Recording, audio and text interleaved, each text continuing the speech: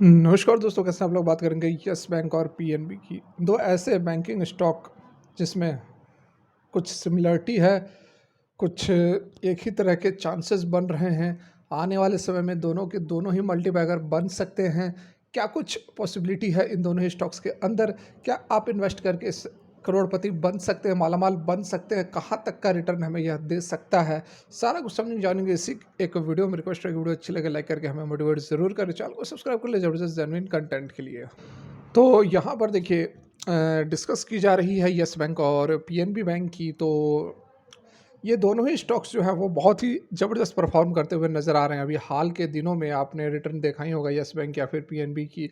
तो दोनों ही बहुत ही अच्छा रिटर्न इन्होंने दिया है। अभी जस्ट 1 मंथ की बात कर लो, 2 मंथ की बात कर लो, तो अच्छा खासा रिटर्न दिया है। और यहाँ पर सरप्राइजिंग फैक्टर ये है कि अभी जो है 5 स्टार रेटिंग मिल रही है इन्हें। ठीक है, स्टॉक रेटिंग टूल होती है जिस पर कि अदर जो फैक्टर्स होते हैं उसको कंपेयर करते हैं, उस पर रेटिंग दी जाती है। तो इसको अच्छा खासा यहाँ पर यस बैंक और पंजाब नेशनल बैंक को रेटिंग्स मिली है। ठीक है, तो इसमें सरप्राइजिंग क्यों हो रहे हैं? Over the last few year Yes Bank और PNB have eroded share holders wealth. ठीक है, दोनों ही, जैसा कि मैंने आपको बताया कि दोनों ही स्टॉक्स में एक तरह की सिमिलरिटी हैं, बहुत कुछ सिमिलरिटी है। दोनों ही स्टॉक्स जो है वो लगभग लगभग अपने शेयर होल्डर्स को बर्बाद कर दिए हैं पिछले पास्ट में।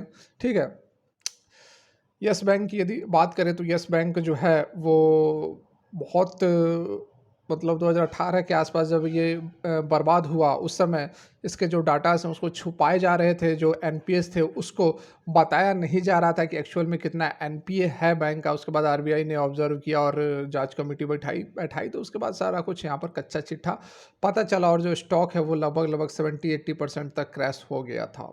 ठीक है, राणा कपूर और अलग से वो केस में आए, लॉन्ड्रिंग वगैरह, ब्राइब्स वगैरह के केस में फंसे, तो सारा का सारा मतलब यस बैंक ख़त्म हो चुका था। वहीं यदि पंजाब नेशनल बैंक की बात की जाए तो पंजाब नेशनल बैंक जो है उसके अंदर भी बहुत ही बड़ा यहाँ पर एक स्कैम हुआ था। और स्कैम क्या था? तो नीरव मोदी, देखिए, PNB was already struggling when it raised that several LOUs, मतलब कि लेटर ऑफ अंडरटेकिंग इशू किए गए थे। किसको? पीएनबी ने लेटर ऑफ अंडरटेकिंग इशू किया था नीरव मोदी को। ठीक है, इंटरनेशनल पेमेंट सिस्टम जिसको कि स्विफ्ट कहते हैं, society for world wide inter bank financial telecommunications, इसके थ्रू यहाँ पर जो है बहुत सारे जो लेटर ऑफ अंडरटेकिंग्स इशू किए गए थे। शुरू में बताया जा रहा था कि जो एलओयूज है उसका जो वैल्यू है अराउंड 280 करोड़ है, लेकिन एक्चुअली बाद में जो पता चला कि ये जो पूरा का पूरा स्कैम था वो 14,000 करोड़ रुपए का था। ठीक है, 2020 तक सबसे बड़ा बैंकिंग सेक्टर का लार्जेस्ट बिगेस्ट स्कैम था बैंकिंग सेक्टर के अंदर, 14,000 करोड़ का। उसके बाद फिर यस बैंक आया तो यस बैंक ने इसको टेक ओवर कर लिया, तो सबसे बड़ा जो है स्कैम फिर यस बैंक का हो गया। ठीक है, owing to its poor performance PNB stock has delivered a negative return of 28% in the last 10 year. Even after a jump in the share price since 2022 there hasn't been a significant improvement in its return. आज के date में PNB की यदि हम बात करें तो maximum जो इसके बैड लोन्स थे उसको बांट दिया गया है, इधर उधर कर दिया गया है। जैसे यस बैंक ने ईआरसी सेटअप करके किया, उसी तरह पीएनबी ने भी अपने बैड लोन्स को has provided for the most of its bad loan like many other public sector banks.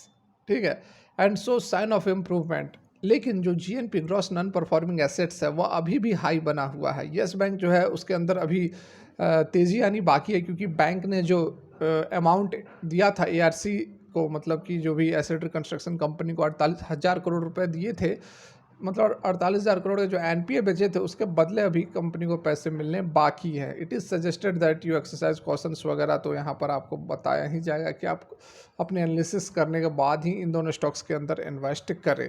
लेकिन बहुत ही अच्छी यहाँ पर एक अपॉर्चुनिटीज़ बन रही है। पीएनबी की यदि बात की जाए तो 97.15 पर यह ट्रेड कर रहा है, और इसकी रिटर्न की यदि बात की जाए तो 5 दिन में फ्लैट सा रिटर्न है, 1 महीने में 11% का रिटर्न है, 6 महीने में देखिए 60% का रिटर्न है। 6 महीने पहले स्टॉक जो है वह 60 रुपये पर हुआ करता था, और अभी काफ़ी बढ़िया रिटर्न जो है हमें देखने को मिल रहे हैं।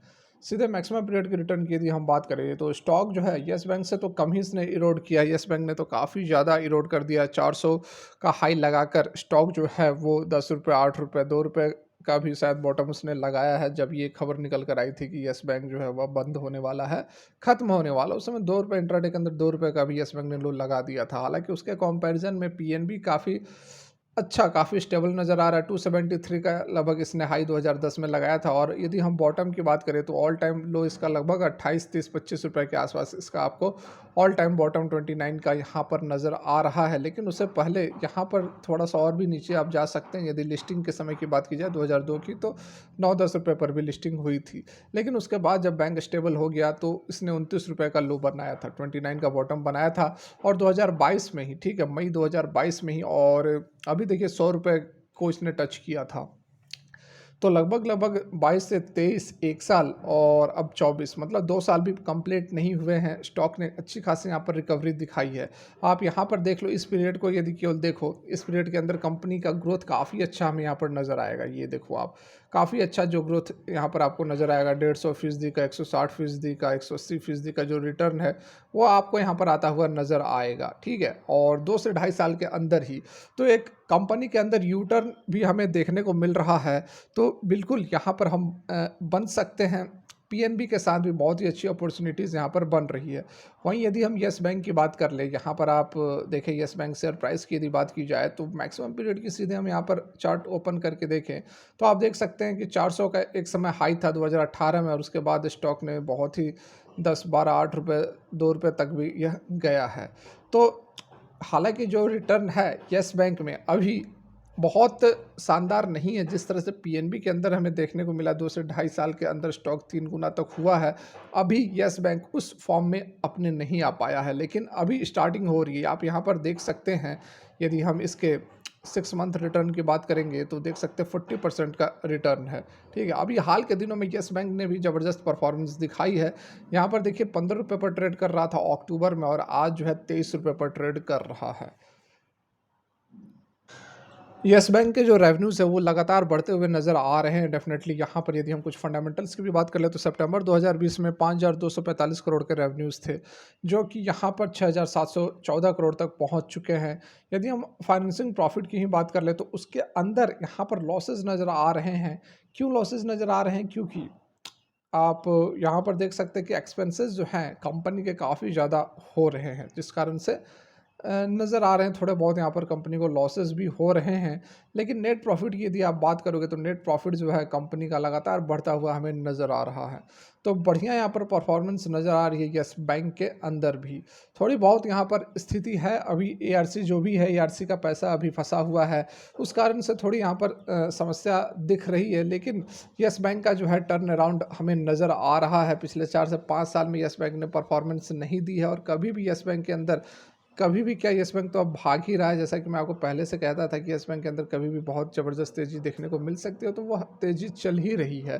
बिल्कुल आप यहाँ इसके अंदर इन्वेस्ट कर सकते हैं, क्योंकि पिछले 4 साल से बैंक भागा नहीं है। ऑलरेडी अभी आपने मैंने चार्ट आपको दिखाया, इसमें आपने देखा है कि बहुत समय से जो स्टॉक है बिल्कुल फ्लैट सा पड़ा हुआ है। तो एक ब्रेकआउट, एक बड़ी रैली येस बैंक के अंदर बन रही है।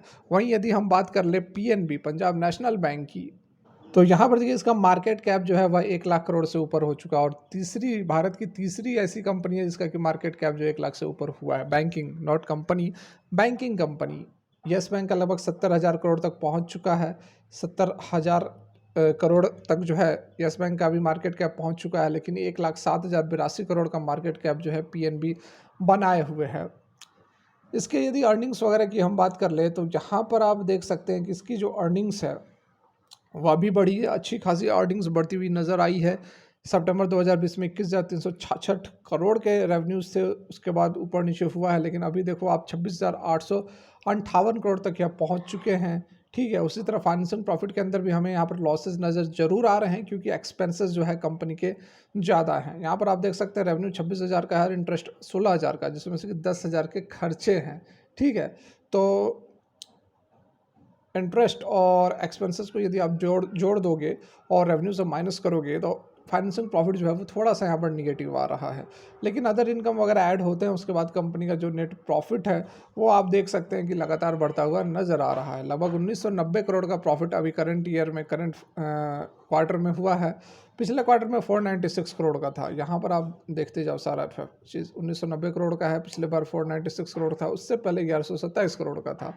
एनपीएस वगैरह का इशू यहाँ भी है, पीएनबी के पास भी है, एनपीएस वगैरह का इशू बना हुआ है। वही कारण है कि ग्रोथ जो है वह थोड़ी सी यहाँ पर स्लो डाउन होती हुई नज़र आ रही है। लेकिन बहुत अच्छा स्कोप है क्योंकि दोनों ही स्टॉक आपको पंजाब नेशनल बैंक भी बहुत ऊपर 97 पर मिल रहा है, बहुत ज़्यादा तेज़ नहीं है। यस बैंक ऑलरेडी सबका फेवरेट बना हुआ है। तो डेफिनेटली थोड़ी थोड़ी इन्वेस्टमेंट आप इन दोनों स्टॉक्स के अंदर लॉन्ग टर्म के लिए करके अगर चलेंगे तो 3-4 साल के अंदर आपको बहुत ही अच्छा रिटर्न जो है ये दोनों ही बैंक्स दे सकते हैं, क्योंकि स्कोप बहुत ज़बरदस्त है। और बैंकिंग सेक्टर के अंदर सरकार की जो इनिशिएटिव्स है, सरकार की जो नीतियाँ लगातार ऐसी नीतियाँ लाते हैं जिससे कि बैंकिंग सेक्टर को बेनिफिट हो। तो इस कारण से लॉन्ग टर्म के लिए आप व्यू जरूर बनाकर रखें, इन दोनों ही बैंक्स में अच्छा खासा मुनाफा आपको दे सकते हैं। तो फिलहाल के लिए वीडियो यहीं तक। Thanks for watching, have a great day.